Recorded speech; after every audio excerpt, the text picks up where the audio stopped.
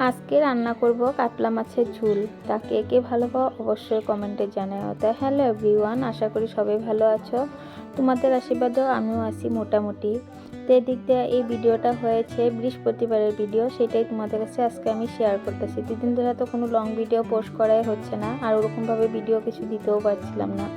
তো এদিক দিয়ে দেখো আমি মাছগুলো এক এক করে সম্পূর্ণটা ভেজে নিলাম বলতে ওই যে ভাজা বসায় দিয়েছি অলরেডি।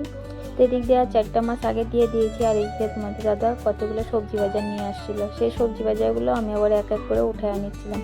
আর লাই শাক দেখো, মানুষ মাত্র তিনজনের মধ্যে তো 2জন খাই, একজন তো খাই না, ছেলে তো মুখেই দেয় না কোনো শাক সবজি, তার মধ্যে নিয়ে আসছে এতগুলো শাক।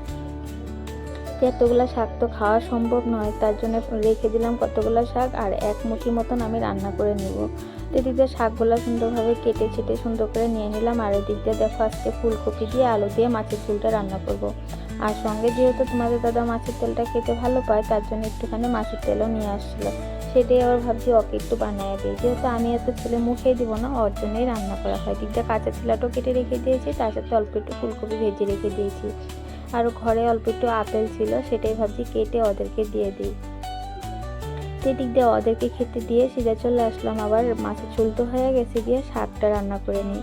এদিকে শাকের পুরন আমি প্রথমে তেল দিয়ে নিয়েছি, তার সাথে দিলাম শুকনো লঙ্কা, অল্প একটু রসুন থেতো করে দিয়ে দিলাম।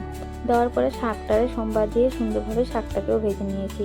তো রান্নাতে এই যে মাছের ঝোল করলাম লাল লাল করে, তার সাথে ছিল মাছের তেল, আর তার সাথে যে ফুলকপি ভাজি আর স্যালাড। তো ভিডিওটা কেমন লাগলো অবশ্যই জানাও, ভালো লাগলে অবশ্যই লাইক কমেন্ট শেয়ার করতে ভুলো না। আজকের মতন এটুকু, সবাই ভালো থেকো।